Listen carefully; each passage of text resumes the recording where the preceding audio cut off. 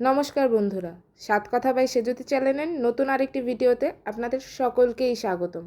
আজকের ভিডিওটা শুধুমাত্র তাদের জন্যই যারা শীতকালটা ফুলকপি আলু খেতে খেতে বিরক্ত হয়ে যাচ্ছেন।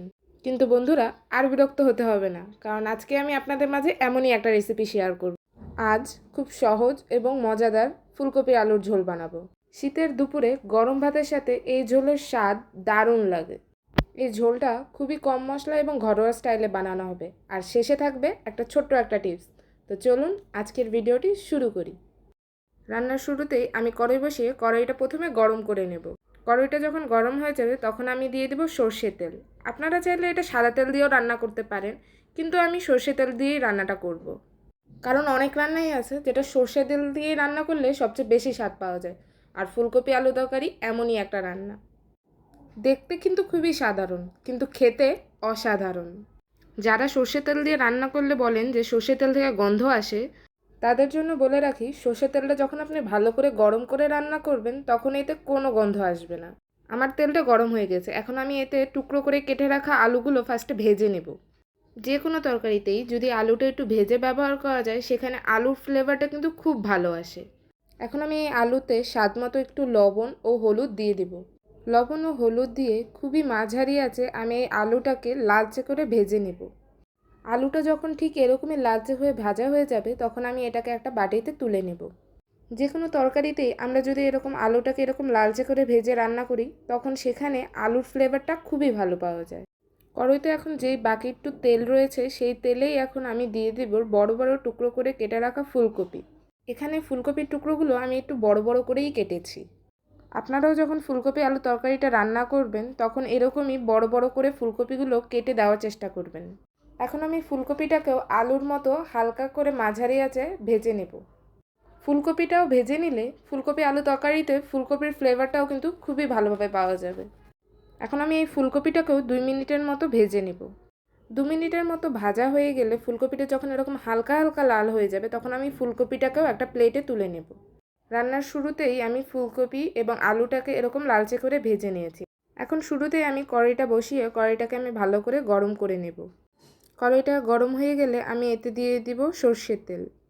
তেলটা দেওয়া হয়ে গেলে আমি তেলটাকে খুব ভালো করে গরম করে নেব, যাতে রান্নাটা থেকে যেন সর্ষে তেলের কোনো কাঁচা গন্ধ না আসে।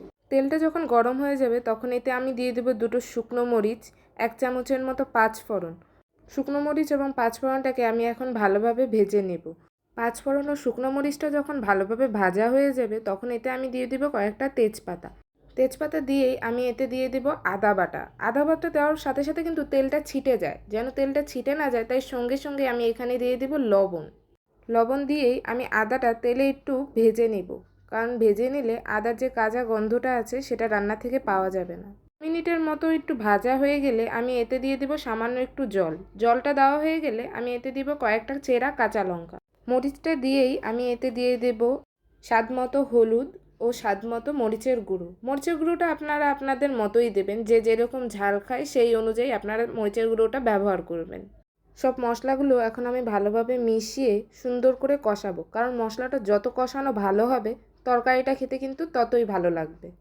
এখন আপনারা ভাবছেন আপনারা কখন বুঝবেন যে আপনাদের মশলাটা ভালোভাবে কষানো হয়ে গিয়েছে। চিন্তার কোনো কারণ নেই, সেটারও উত্তর আমি দিয়ে দিচ্ছি। মশলা থেকে যখনই তেল ভেসে উঠবে তখনই আপনারা বুঝে যাবেন আপনাদের মশলাটা খুব পারফেক্টলি কষানো হয়ে গিয়েছে। এই দেখুন আমার এই মশলাটা থেকে কত সুন্দর উপরে এরকম তেল ভেসে উঠছে। যখনই এরকম তেল ভেসে উঠবে তখনই বুঝে যাবেন আপনাদের মশলাটাও খুব পারফেক্টলি কষানো হয়ে গিয়েছে। আমার মশলাটা তো কষানো হয়েই গিয়েছে। এখন আমি এই মশলাতে দিয়ে দেব ভেজে রাখা ফুলকপি ও আলুগুলো। ঝোল রান্নাটা কতটা স্বাদ হবে সেটা কিন্তু অনেকটাই ডিপেন্ড করে মশলা কষানোর উপর। মশলা কষানো যতটা ভালো হবে সেই তরকারি রান্নার স্বাদ ততটাই ভালো হবে। ফুলকপি ও আলুটাকে এখন আমি সুন্দর করে মশলার সাথে ভালোভাবে মিশিয়ে নেব। আমি কিন্তু রান্নার আগেই ফুলকপিটা ভেজে নিয়েছিলাম, যার কারণে যখন আমি ঝোলেই ফুলকপিটা দিব ফুলকপিটা কিন্তু সহজেই গলে যাবে না। ফুলকপির আলুর ঝোলে যদি ফুলকপিটাই গলে যায় সেটা কিন্তু মোটেও খেতে ভালো লাগে না। তাই আপনারা অবশ্যই এই রান্নাটা করার সময় ফুলকপিটাকে প্রথমেই ভেজে নেবেন। ফুলকপি ও আলুর সাথে আমার মশলাটা খুব ভালোভাবে মেশানো হয়ে গিয়েছে। এখন আমি এতে দিয়ে দিব গরম জল। আমি রান্নার সুবিধার্থে গরম জলটা আগেই করে নিয়েছি। আপনারাও চাইলে গরম জলও দিতে পারেন, আবার চাইলে ঠান্ডা জলও দিতে পারেন। আমি এই রান্নাটায় ঠিক 3 মগের মতো জলটা ব্যবহার করেছি। আপনারা কে কীরকম ঝোল খেতে পছন্দ করেন আপনারা সেই অনুযায়ী এখানে জলটা দেবেন।